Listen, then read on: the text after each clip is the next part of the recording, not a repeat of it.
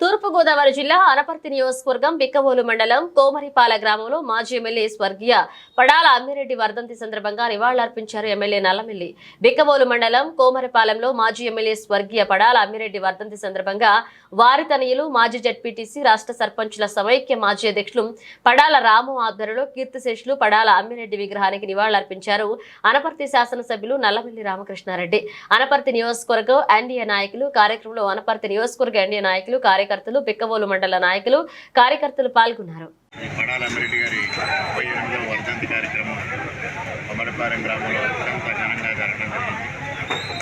1978 నుంచి 83 వరకు శాసనసభ్యుడిగా పనిచేసి ప్రజల మనిషిగా గుర్తింపు పొందిన పడాల అమ్మిరెడ్డి గారి జ్ఞాపకాలు ఈ గ్రామంలో 5 సంవత్సరాల్లో తొలగించడం అనేది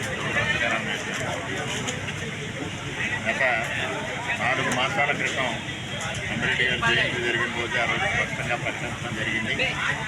నేను మరలా తిరిగి శాసనసభ్యుడిగా ఎన్నికైన తర్వాత ఈ గ్రామంలో అమ్మిరెడ్డి గారి కాంస్య విగ్రహం ఏర్పాటుకి కృషి చేస్తానని ఆ రోజు చెప్పడం, ఇవాళ నేను శాసనసభ్యుడిగా ఎన్నికైన తర్వాత పడాల రాము ఆధ్వర్యంలో ఆ దిశగా అడుగులు వేయడం కూడా జరుగుతూ ఉంది.